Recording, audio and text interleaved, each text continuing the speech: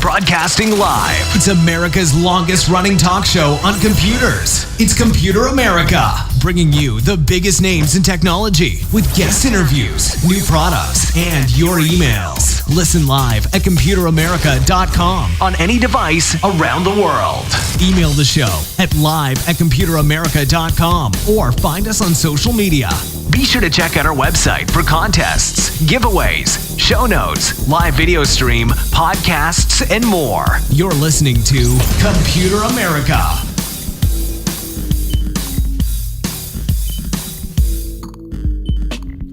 Hello and welcome into the Computer America Show. We are the nation's longest running, nationally syndicated radio talk show on computers and technology. Thank you for joining us. I'm your host, Ben Crossman, and everyone out there, how you doing? Hopefully you're doing well, and you are ready for some Computer America. So today on the program, we have a full hour of Computer America news, and that's going to work just fine for us because it's Friday. We're going to relax, and on top of that, all next week, and I should probably mention this, next Monday, Memorial Day, Computer America traditionally takes that off, and we continue to do so. So no live show on Monday, but Tuesday, Wednesday, Thursday, Friday, all great guests and lots of great shows. So stay tuned for next week. But today will be the last day in a while that we get to do computer and technology news. So we wanted to cover as much as we could. So with that being said, everyone, computeramerica.com, first thing we should mention, because that's where you'll find everything, including links to any articles that we do, any videos that we show, anything that we talk about here today can be found at computeramerica.com. And while you're there, be sure to check out some of the recent articles and stuff like that. We have, of course, just recently we had the review of the 17-inch faux suede tote that we reviewed very, very well. And then on top of that, we have the Impossible Burger review. Yes, that's right. The meatless burger substitute. That was a lot of fun to cook, a lot of fun to eat. And hey, check out that review if you're interested about how those meat replacement burgers actually stack up to burgers. So all that and more at Computer America. And with that being said, let's go ahead and get started with computer and technology news. And that's brought to you by Computer America. Here we go.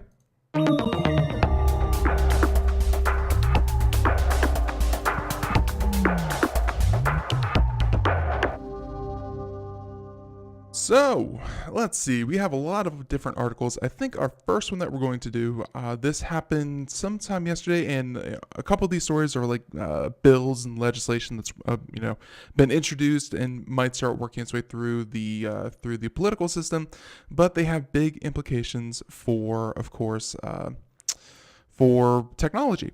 And let's go ahead and start off with the first one, and that has to do Senate approves an anti-robocalling bill. And we're going to go ahead and get into this and talk about what happens if you happen to run some kind of robocalling scheme. You may be facing a lot of fines. The problem is that, I think you already were facing tough fines and things like that, and I think they were illegal. It's just a matter of actually catching the people who do it. We had that one gentleman down in Miami who was I don't want to say captured, but he was arrested for running robocalls and making like 1 billion robocalls, and all that happened to him was like 20 years in prison. And really, when you think about it, one person can cause 1 billion phone calls. This is still going to remain a problem. Now, on Thursday, the Senate voted to approve a bill that created new carve-outs for the Federal Communication Commission to better combat the growing scourge of robocalls by an overwhelming 97-1 votes. Man, hate to be that one guy, but there we go. They said that the Traced Act, and that's, so the Traced Act, which was introduced by Senator John Thune and Ed Markey, if passed, it would raise the fines the FCC is permitted to levy on robocallers and increase the statute of limitations for bringing those cases. See, that's just the thing. There were already enough fines that you could stack them up for each robocall, and they would quickly reach to billions upon billions of dollars. The real problem is actually convicting these people, and that's where maybe the statute of limitations actually would help. Now, it would also create an interagency task force to address the problem and push carriers like AT&T and Verizon to deploy call authentication systems like the pending STIR/SHAKEN protocol. And if you don't know anything about STIR/SHAKEN, we highly encourage you to go back and check I think it was either the April or May episode with Mike Cermak, and I want to say it was the April episode with Mike Cermak, where he explained it very, very well.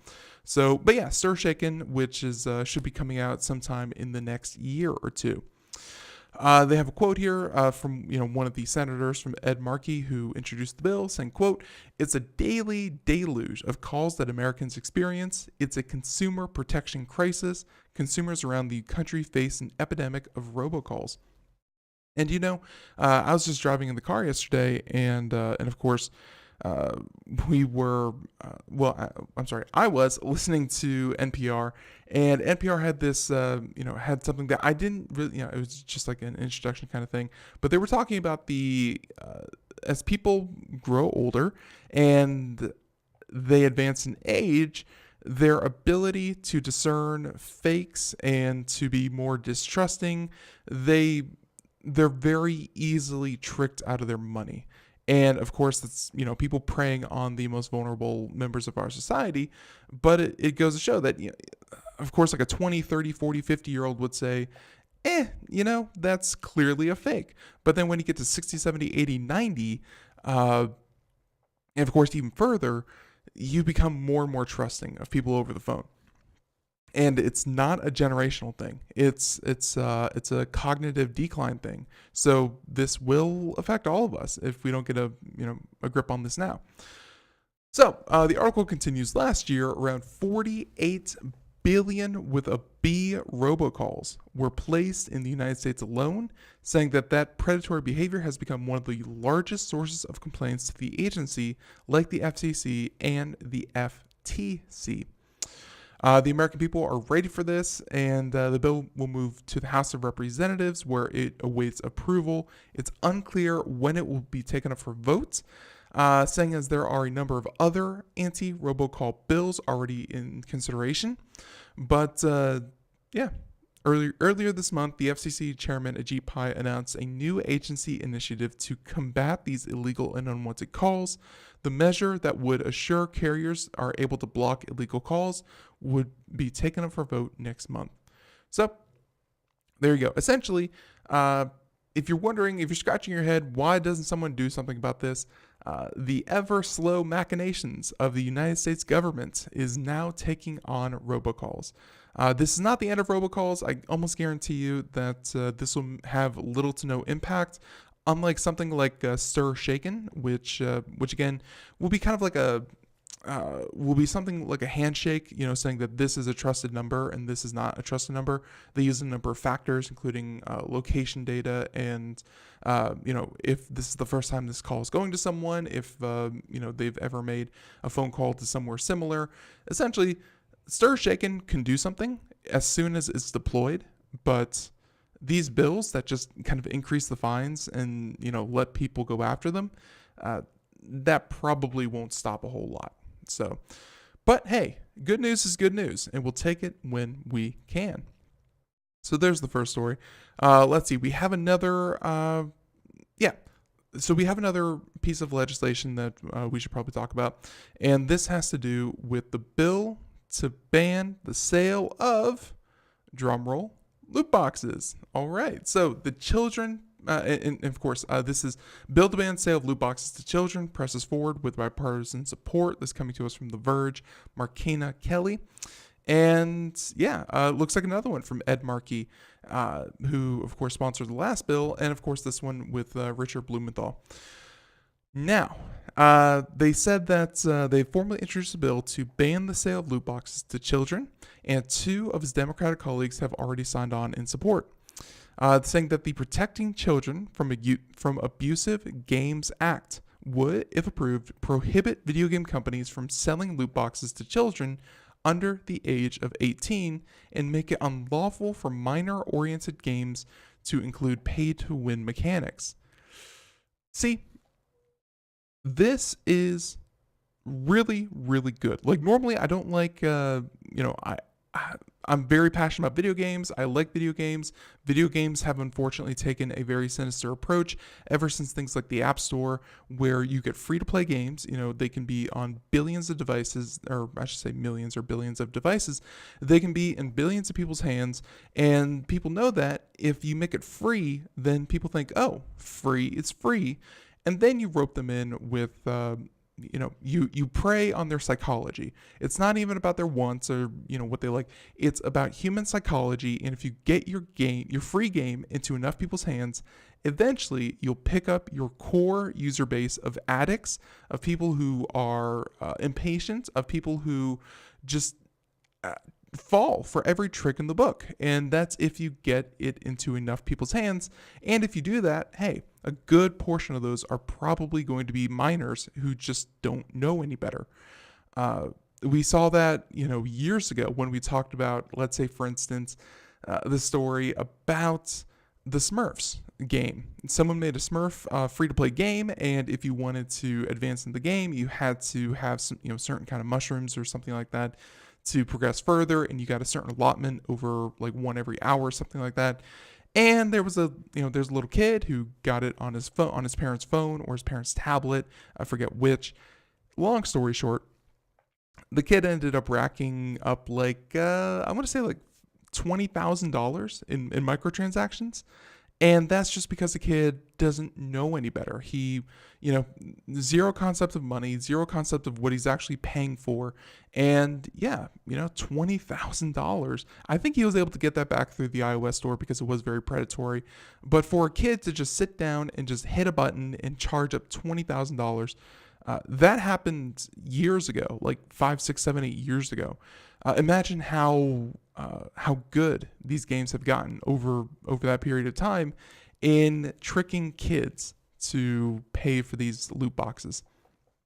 So they said that, let's see. So they said that only, and they have a quote here from one of the senators saying, quote, only the addiction economy could produce a business model that relies on placing a casino in the hands of every child in America with the goal of getting them desperately hooked.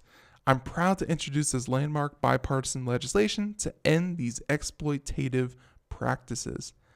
And exploitative is the only word. Again, I'm a huge fan of video games. I have gotten my share of loot boxes. I'm okay with the idea of loot boxes if you don't pay for them, if it's a reward and you earn them through gameplay. But the fact that you, and especially, how they use the term pay to win, if you feel like the only way that you can, compete within the game that you're playing, or the only way to advance in the game that you're playing is to spend money, that is just toxic and awful for video games, regardless if it supports the developers, if it supports, further development of other games. No, making it so that people have to pay money to win is just awful. Now, another quote, today's digital entertainment ecosystem is an online gauntlet for children. Inherently manipulative game features that take advantage of kids and turn playtime into pay time should be out of bounds. Couldn't agree more. Now, so they have a couple more quotes, and essentially they're saying they're introducing the bill, and they even, will include a link to the article which has the bill that was,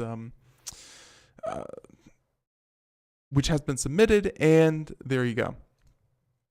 just overall, games have gotten very predatory for kids and even people with gambling addictions. I mean, we have all this legislation that is meant to help protect people who are unfortunately susceptible to gambling addiction, and we have hotlines and things like that. But we really don't have anything in place to protect kids that are, under 18 who shouldn't legally be allowed to gamble, or under 21 who shouldn't legally be allowed to gamble. So there you go. Now, all right, so those are the two legislation. We have a couple more stories, which we can, of course, cover here before the break. First one's first. Apple. You may remember a couple of months ago, there was a big hullabaloo about Apple and whenever they updated their iOS version.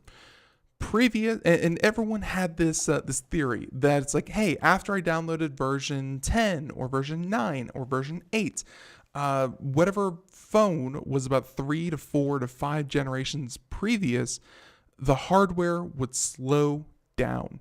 And by that, it'd be like, hey, I just downloaded iOS 8 and my phone keeps, is really, really slow. The apps aren't as responsive. It's XYZ.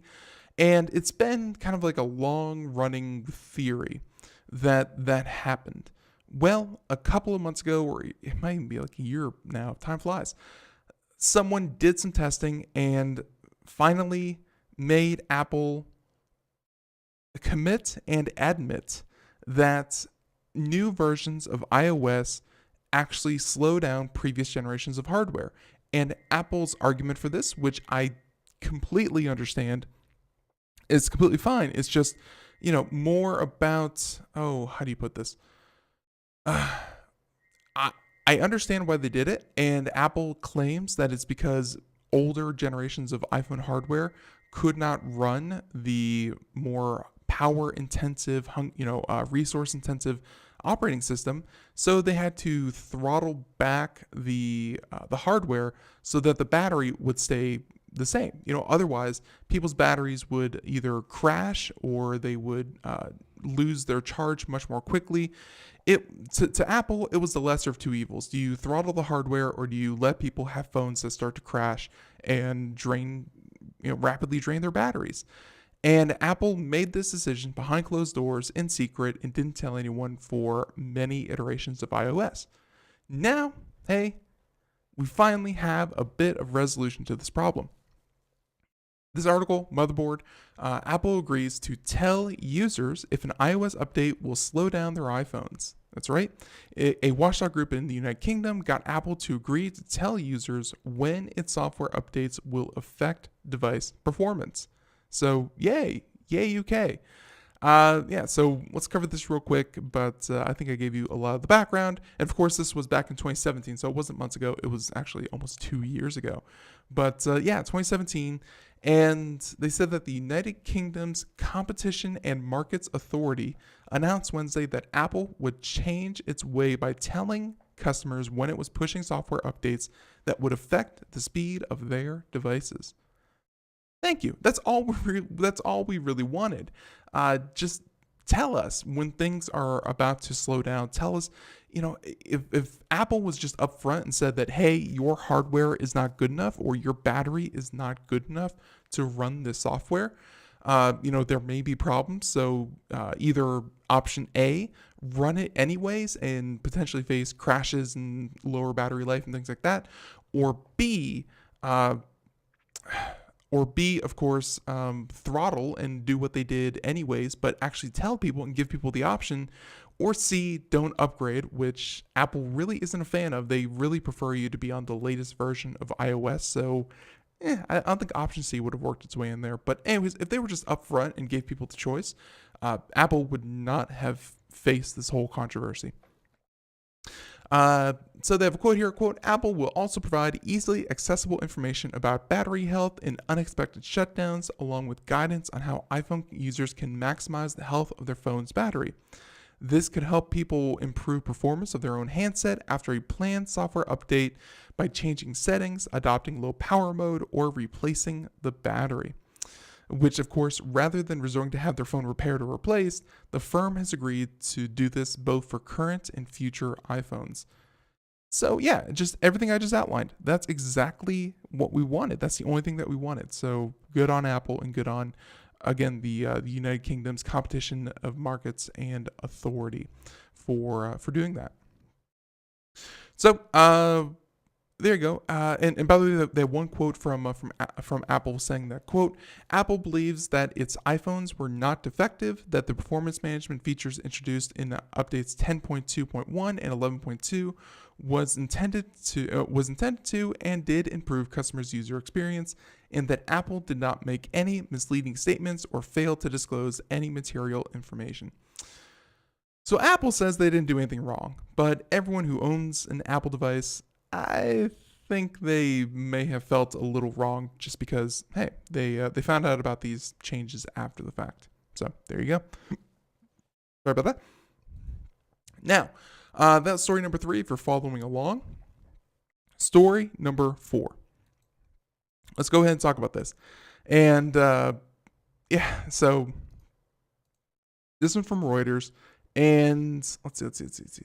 Okay, so this is from Reuters, and everyone should be excited about this because the implications, let's see what actually happens. This has to do with the Starlink system. If you haven't heard of Starlink, hey, you're about to. Starlink is what Elon Musk proposed with his series of satellites that are going to be orbiting in low Earth orbit. There you go. He hopes to generate much needed cash for his larger ambitions in space. And there you go. They said that a Falcon 9 rocket carrying the satellites blasted off from Cape Canaveral at about 10:30 p.m. local time, clearing a key hurdle for the business venture that Musk hopes will generate much needed cash for his larger ambitions in space, as we just said. The launch came a week after 2 back-to-back countdowns for the mission were scrubbed, once due to high winds over Cape Canaveral, and the next night in order to update satellite software and triple check all the systems. I bet launching things into space is pretty difficult, especially if you want things to actually survive. So, anywho, the 60 satellites flown into space were released into orbit as planned about an hour after the launch, and Falcon 9's main stage reusable rocket booster flew back to Earth for a successful landing on a barge floating in the Atlantic. Crazy that, that's just kind of commonplace now, but, good job on them. So SpaceX said it would probably take another day to learn whether all the satellites deployed were functionally operable. Each weighs about 500 pounds. 60 satellites, 500 pounds. Quick math, looking at 30,000 pounds they were able to put into orbit. That's crazy. That's crazy that they were able to lift 30,000 pounds. Anywho, making them the heaviest payload carried aloft by SpaceX to date. They represent the initial phase of a planned constellation capable of beaming signals of high-speed internet service from space to paying customers around the globe. And that's the goal. I think we've all heard about satellite internet. It's not good. The current iteration of satellite internet, maybe you have an array of like 15 to 18 to 20. I think that's about the biggest ones that you could probably name off the top of your head. There really aren't that many internet satellite communication, and a lot of them are being used for just low data throughput things. Like if you have a satellite connected cell phone for hiking, or a GPS tracking chip, or things like that, you definitely can't have high speed internet, and like you couldn't stream, or at least you wouldn't want to stream Netflix off of satellite internet. Or even, you couldn't have like a two-way communication. You couldn't play video games. You couldn't do a lot of things that we kind of take for granted when we have a connected a connected fiber optic line. Well, that is what Elon Musk and SpaceX is hoping to compete with. They want a total of, let me see here, somewhere in here, I think they wanted to launch a total of like 12, yeah, here it is, 12,000 satellites into orbit, and about 2,000 satellites within the next year, with at least 12 launches carrying similar payloads to achieve consistent internet coverage over the most of the world. And For now, though, Starlink is only authorized for U.S. operations. So, hey, Starlink may be able to offer United States satellite internet here within the next couple of years. Being able to launch 2,000 satellites of 12,000. And really, if you think about the implications of what it means to, what it means to have internet everywhere. And when I mean everywhere, I mean everywhere there's a sky above it. Over the most remote places in Africa, over the farthest reaches of the Australian outback, of the highest mountains in the Himalayas, to the middle of the ocean in the Pacific, to the very tip of Antarctica, to the very top of the North Pole. If you can imagine how revolutionary that would be to have internet access everywhere. And it won't be as good as as fiber optic lines. It won't be as good as 5G internet, or I should say 5G cell service or things like that. It's not the end all be all that this will replace all internet services, but this will give you something in the middle of nowhere. If you need to contact emergency services, if you need to be located to be rescued, if you're in the middle of nowhere and have no other way to have communication with the outside world. Let's say completely undeveloped parts of the third world countries suddenly have access to the internet. This could be huge for humanity. And as much as we say it, this is something that I truly appreciate about Elon Musk. Whether or not he can continue to run a successful car company, whether or not all of his different between the Boring Company or Solar City or Tesla or SpaceX, whether or not all of these actually work out, you have to admit that he's pushing initiatives forward that have huge implications for a lot of people. And just like the Bill and Melinda Gates Foundation, just like a lot of other services and organizations out there pushing to bring everyone in the world up in standard of living, I think this is right up there with it. So I definitely appreciate what SpaceX is trying to do here. There you go. Again, the main thrust of the story here, rockets. Thank you. I know. Very funny. The main thrust here was that they launched the first batch of 60 satellites, which again, weighed about 30,000 pounds combined, and everything went off without a hitch. Although we will say in the next day or two, we should know how many of these satellites are actually operational. But hey, the actual throwing stuff up into space, that part went really, really well. So congratulations to SpaceX. Now, speaking of space, and we'll start the story, and then we'll come back and we'll have lots of more articles. But space to space, NASA officially orders its first. Check this out. Its first segment of a lunar space station. We're going back to the moon, ladies and gentlemen. And hey, we may even be staying there. NASA has chosen its first commercial partner for a proposed space station known as Lunar Gateway to be built near the moon. And on Thursday, NASA Administrator Jim Bridenstine said Maxar Technologies would build the first component of the gateway, the power and propulsion elements. So like the name suggests, it will provide electricity to the gateway and help move it around. Very important, and of course, man, I can imagine that thing being super complicated. So, and by the way, this is an article from Engadget and Eric Berger saying that, saying, quote, "This time when we go to the moon, we're actually going to stay."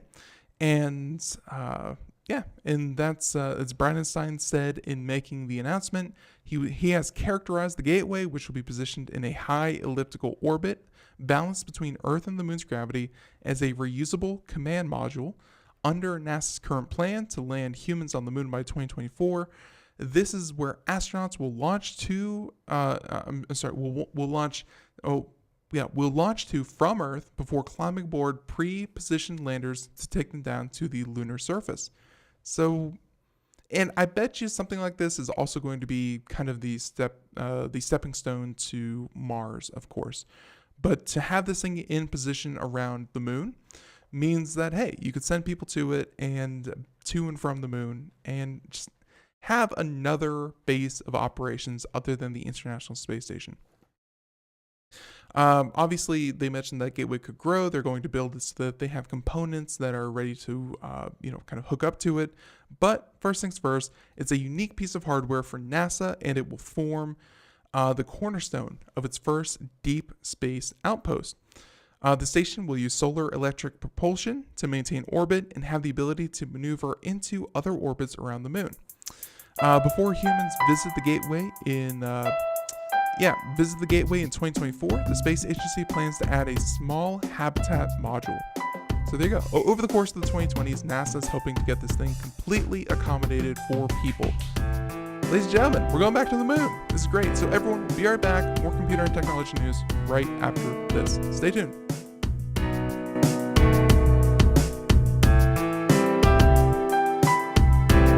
Greece is cheap. But the airfare costs a fortune. Paris? Not much closer, and again, airfare... What about Puerto Vallarta? Let's face it, flying anywhere is just too expensive. Wait, what's this? Low-cost airlines. With one call to low-cost airlines, you'll drastically slash your travel costs. We're talking insanely low airline prices to any of your favorite destinations. Where would you like to go? London, Rome, Costa Rica, Australia? Wow, that's cheap. So why wait? Call now to learn how crazy cheap it is to fly anywhere in the U.S. or international. Our prices are so low, we can't publish them. The only way to get them is to call to instantly hear the most amazing best deals on airline travel. It's that easy. So call now and start packing. 800-215-4461.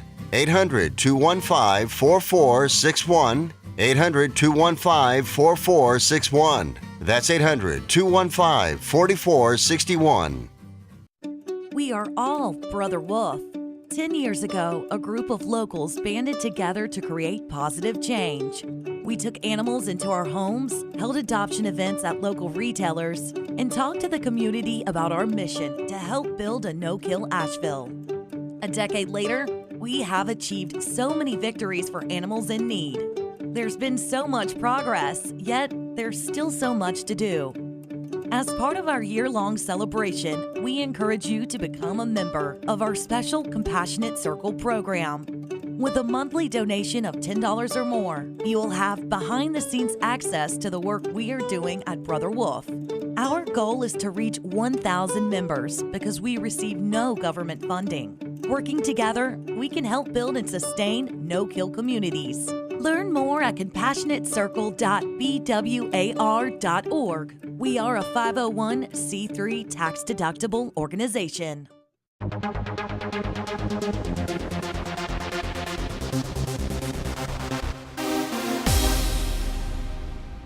And welcome back to the Computer America Show. Let's go ahead and continue on here. So everyone, welcome back into the Computer America Show.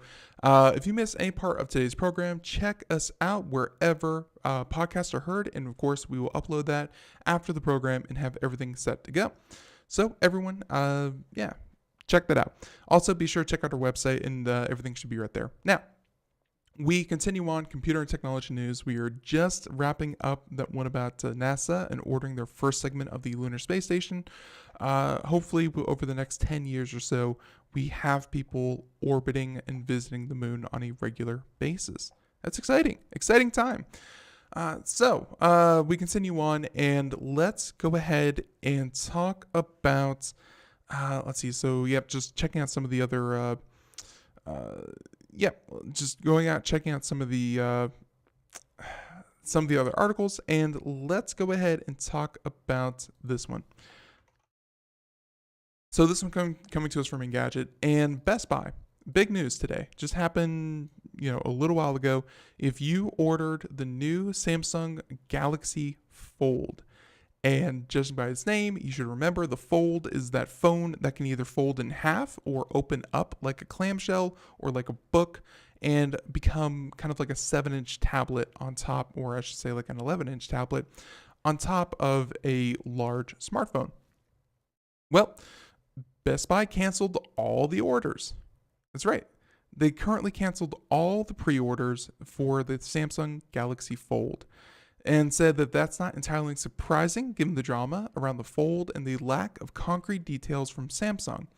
But Best Buy could be the first of several retailers to make the call, where Samsung itself is canceling pre-order for people who don't confirm that they still want one by May 31st. Ladies and gentlemen, if you ordered one directly from Samsung, confirm your order by May 31st if you still want one. But it seems like the overminds, the business people, are saying that, hey, these things are just, they may not be ready for production, and it's just going to be a huge headache. And by the way, the quote from Best Buy is saying, quote, "We put our customers first, and we want to ensure that they're taken care of in the best possible manner. One of the most curious and it said that it called the Samsung Fold one of the most curious and highly anticipated devices of 2019, and said that the hurdles and unforeseen hiccups are not uncommon with breakthrough design and technology." So essentially, they said,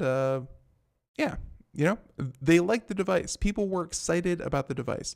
It's just, is it ready to be shipped to people?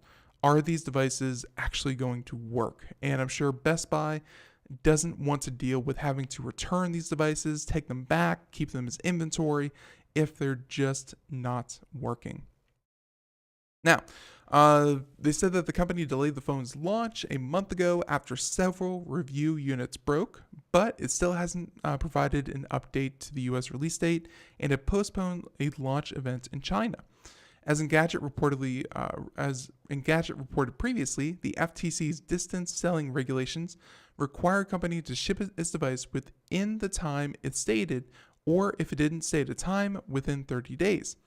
If it cannot meet those stipulations, it needs a customer consent to delay or cancel pre-orders, where for Samsung that means that, it would need to ship or gain consent to the delay by May 31st. Hey, I'm with Best Buy on this one. I think that the Fold is a unique device. I think that it does look really cool. It's certainly something different, which the smartphone market desperately needs. It's just too much of the same thing, unfortunately, for so long. The problem is you can't just say it's different and then ship out a product that is defective. It can't just be different for different sake. It's got to be, it's got to be functional. So with all the rumors and all the, and all the stalls and postponements, it looks like Best Buy's, taking the right call. And the fact that, they say the first of several major retailers, I'm betting if you order this from any of your carriers or any places, I'm sure like Walmart, they're probably going to cancel theirs as well. So probably a lot more going to be developing with this one. Now, there's that story. Let's go ahead and continue on. How about this one? This teaser came from yesterday, and always like talking about Nvidia. Well, check this out.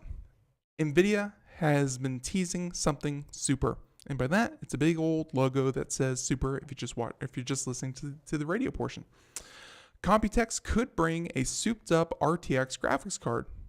And Computex is one of those that I really want to go to. It's in Taipei, and it's kind of like where the industry goes to see what the manufacturing side of the graphics world is really working on. What's coming down the pipeline.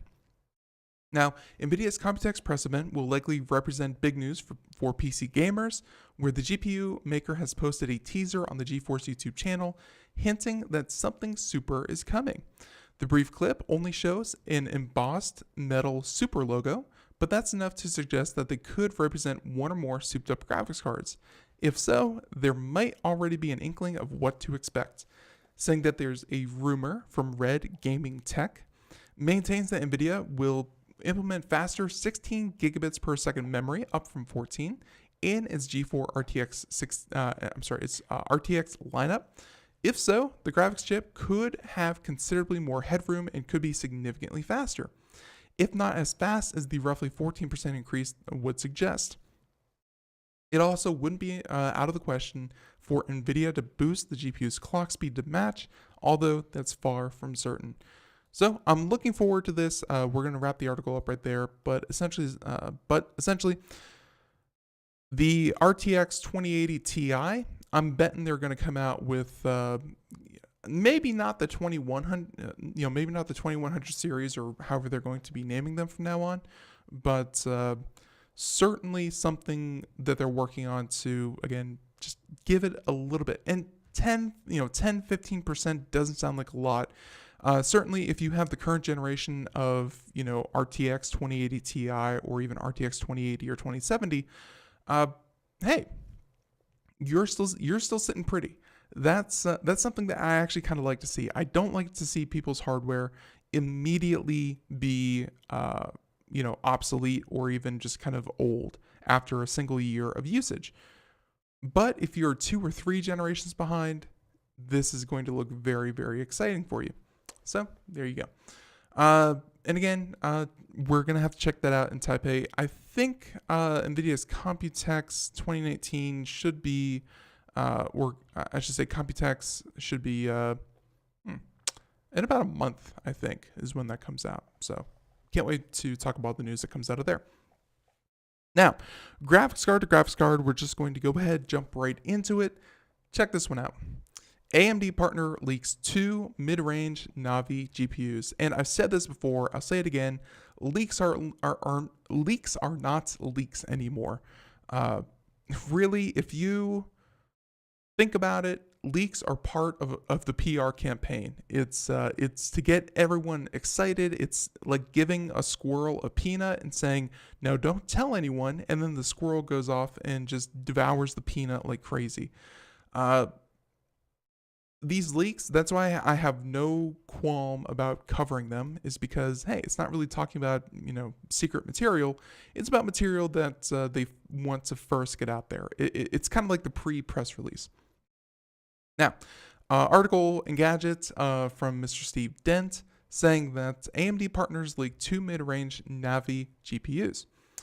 And reportedly, they'll even beat the RTX 2070, which has really been AMD's goal over the past couple of years, is that they don't compete with, let's say, the 2080 Ti or the 2080. No, they want to compete with the 2070, the 2060, or maybe even the 1160 and the 1170, whatever graphics cards are kind of in the mid to low range. That's where AMD tries to come in at a lower price point, slightly better hardware, and really capitalize on the mid-range market. But let's go ahead and get into it.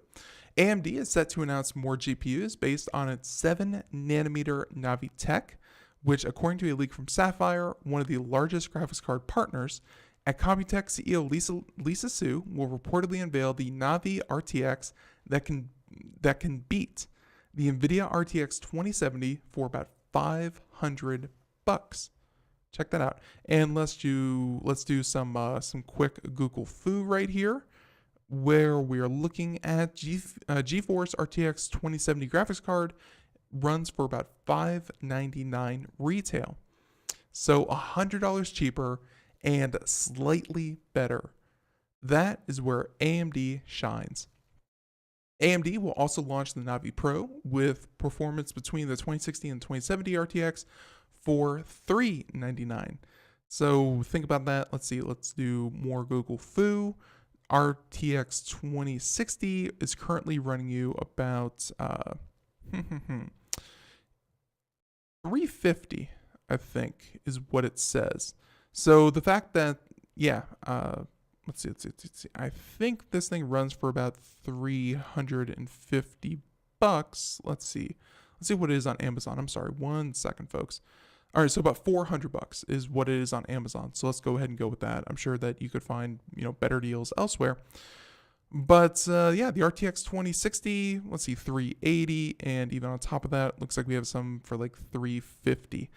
But the fact that it's somewhere nestled between the $350 to $400 to the $600 price point, and it comes in at the low end of that and is able to beat the 2060, again, very attractive. Saying that the Radeon 7 will remain AMD's flagship GPU. If you're wondering, what's going to compete with the with the 2080. So it's still the Radeon 7. And so there you go. They said that Nvidia's RTX 2070 and 2060 cost about $399 and $499. I wish I read a little bit further into the article because I saved myself some time. But they have ray tracing capability that AMD cards will apparently lack. Unfortunate. Given the more advanced 7nm tech, AMD could nip Nvidia when it comes to power efficiency. However, at this point, AMD's pricing seems a bit high.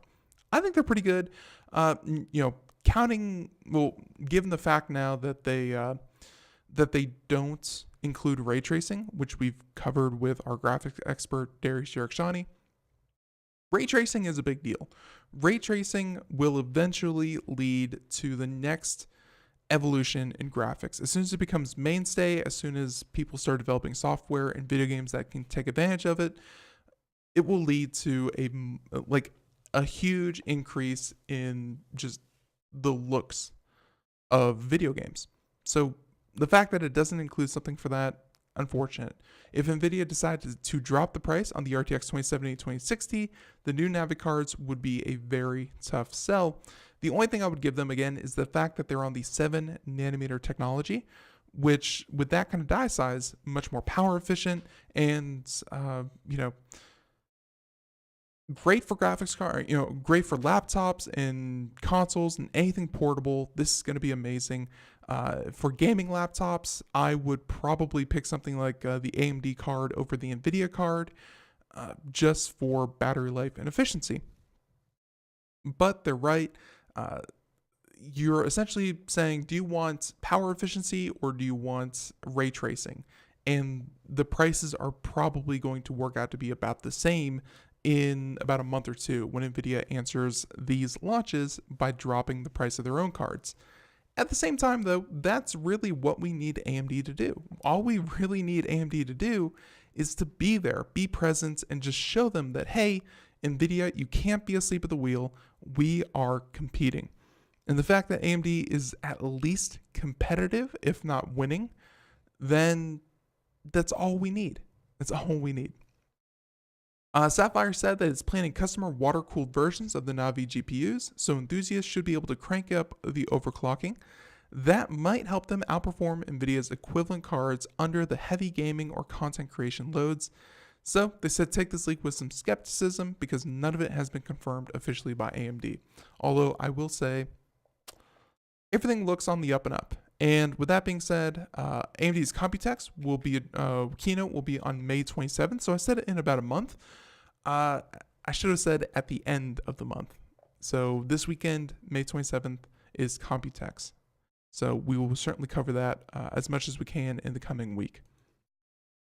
Now, there's that story. Let's see. Let's go ahead and talk about, so lots more articles.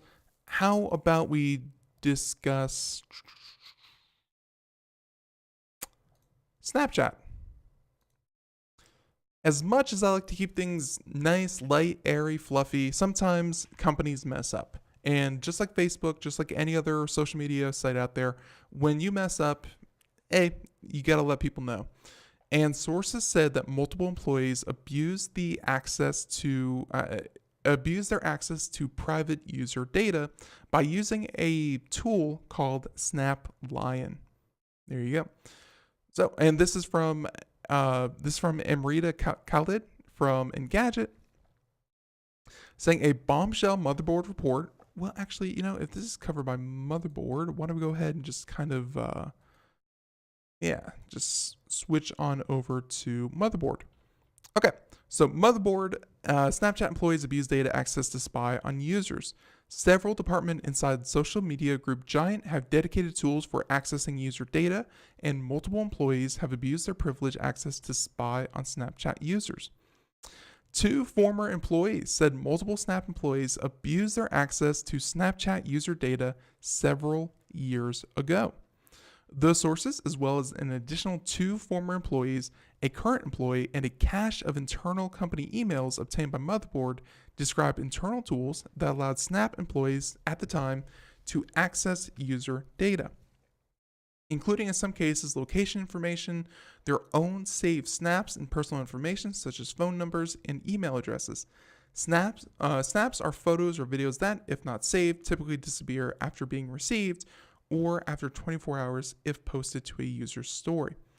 So yeah, that, like, the core idea of Snapchat is that it's fleeting. It's just a snapshot into people's lives. It's still a chat app. So snapshot, Snapchat, chat. There you go. And it really prided itself on the idea that privacy was paramount, that if you send someone a private snap, no one else could see it. If you have a conversation with someone, it's only between you and the user's device, and no one else could ever look at it. You could delete it. If you delete it, then it's going to be gone forever. It would not be stored anywhere. It would send like a little delete order after every snap. And I recall years ago that they did back up everyone's snaps, and they got in trouble for that. They reversed that and they deleted it. Well, turns out they had more tools that they still didn't describe. And that includes being able to, like they said, spy on location information, saved snaps, and of course, things like personal information like phones and emails.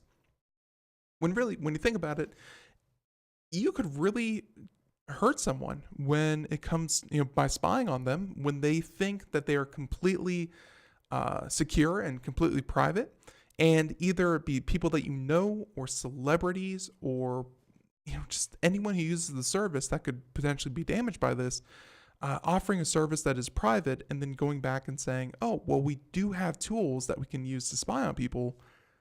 Not the best look. So they said that Motherboard granted multiple sources in the story anonymity to speak candidly about the internal Snap process, saying although Snap has introduced strict access controls to user data and takes abuse and user privacy very seriously, the news highlights something that many users may forget. Behind the products that we use every day, there are people with access to highly sensitive customer data who need it to perform essential work on the service. But without proper protection in place, those same people may abuse it to spy on users' private information or profiles. When you think about it, let's say something like, I'm trying to snap one of my friends, and he may not be getting my snaps, but I get his, and it's all a question of, well, why isn't he getting my snaps? An engineer would have to look into the two accounts, look at the communications between the two, potentially see what kind of information is being sent from one account to the next, and essentially troubleshoot, hey, why isn't this working? Like they said, vital information to perform essential work on the service. But if that person decided that, hey, I want to look at the information, save the information, check out anything else, he has access to it or they have access to it to check out the snap, even though the snap was supposed to be completely private. There you go. The tool was originally used to gather information on users in response to valid law enforcement requests, such as court orders or subpoenas. And again, that is Snap Lion, the service that is used to spy on people. Both of the sources said that Snapline is a play on words with the common acronym for law enforcement, LEO, or law enforcement officer, with one of them adding it as a reference to the cartoon character Leo the Lion. Snap Spam and Abuse Team has access, according to one of the former employees, and a current employee suggests that the tool is used to combat bullying or harassment on the platform. An internal Snap email obtained by Motherboard says a department called Customer Ops has access to Snapline, and security staff also have access, according to current employees. Essentially, this thing is, the article continues on here. Snapline provides the keys to the kingdom. One of the former employees described the abuse of accessing user data. So there you go. Many of these Snapchat's 186 million users turn to the app in part because of the ephemerality, or I guess the way that it deletes itself. Of videos and photos users send to one another, users may not be aware of the data that Snapchat can store. However, the FTC fined Snapchat for failing to disclose that the company collected, stored, and transmitted geolocation data. So they've certainly done it before. And now the fact that they're offering information to law enforcement, which working with law enforcement is not a cardinal sin, at least to me. Tech companies that aid law enforcement in valid investigations, perfect, great. Get a subpoena, get the information, move on with your case. But the fact that you have kind of keys to the kingdom and you aid law enforcement or give, unmonitored employees just complete access to anyone and everyone's Snapchats, then you kind of run afoul of the entire point of Snapchat. So the article goes on for a bit and very, very well researched. You can check it out here. We'll include a link to it. But that's about how far we're going to take that. Just know that Snapchat, whatever you send on there, is not completely private. Although I will say that, even if they employ thousands of people, there are hundreds of millions of people sending snaps and probably dozens of snaps a day. Odds are you probably weren't spied on. Unless you know someone at Snapchat who's interested in you or something along those lines, you probably weren't investigated. But just know it's not completely private. So there you go. Let's go ahead and continue on. So lots of different stories that we can choose from here. We're almost done with it, unfortunately. Let's go ahead and talk about... I don't like any of those stories whatsoever. So let me check one more publication just real quick. Sorry about the delay. How about...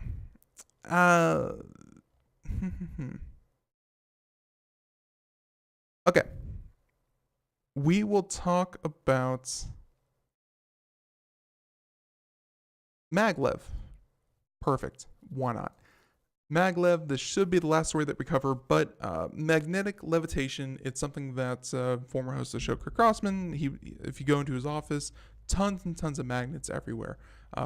Luckily, magnets have no adverse effects, but at the same time, they're cool. They're futuristic. If you want to talk about the future will probably involve a lot of magnets. And when it comes to trains, it's these trains that kind of have these rails set up so that when you turn on the electromagnets, the train levitates fractions of an inch off of the rails, and with just no friction whatsoever between, coming in contact between the train and the railing system. That means you only have to deal with wind resistance. And after wind resistance, hey, you're pretty much free to go as fast as you want, and in some cases as fast as an airplane. Check this out: the latest maglev, or at least it's a prototype unveiled in China of a maglev train with a maximum speed of 373 miles per hour. If you think that's a weird number, it's because they were aiming for about 600 kilometers an hour. CNN reports that the train, developed by the state-owned owned by the China Railway Rolling Stock Corporation, will now enter a period of testing before full production is expected to begin in 2021, so just 2 years. 373 miles per hour is fast, so fast that it could allow the train to transport passengers between Beijing and Shanghai in just 3.5 hours, compared to the 4.5 hours it currently takes a plane to make the journey. And they said that that's in spite of the fact that the typical cruising speed of an aircraft is between 547 and 575 miles an hour, but you have to consider that, a plane has all these different requirements of, takeoff, landing, of course, the cruise speed, and on top of that, you have to deal with other planes. On a train, you get a simple track, goes from point A to point B to point A over and over and over again, and it can do it very, very efficiently. So this takes an hour off even plane rides. The train will be able to reach these theoretical speeds thanks to its maglev design. And of course, China already has the fastest commercial maglev service in operation, which goes about 267 miles an hour on its 18-mile journey between Shanghai Airport and its city center. So this is certainly something different. Being able to go about 100 miles faster, 100 miles per hour faster. And on top of that, looks like they want to go hundreds of miles instead of just 18 miles. This is going to be huge. And of course, the company's prototype won't be the first train to hit these kinds of speeds. Back in 2015, Japan set a new record with a train that hit 375 miles per hour, where the country is currently building a 314 mile per hour maglev train between Tokyo and Nagoya that's due to open in 2027. So, hey, it means that the speeds are possible. We've seen it before. This is certainly within the realm of possibility. It's just a matter of, hey, how do you build it over such a long distance? We'll see. But everyone, the music means that we're just about done for the day. I want to thank you so much for tuning into the Computer America Show. We're done. Have a great weekend. Do something fun. Again. Monday, Memorial Day, Computer America will not have a live program. Check us out Tuesday through Friday, 4 p.m. to 5 p.m. Eastern. We have a lot of great guests next week, and we really want to, we really want you to join us. So everyone, catch you then. Bye. Have a great one. Be safe.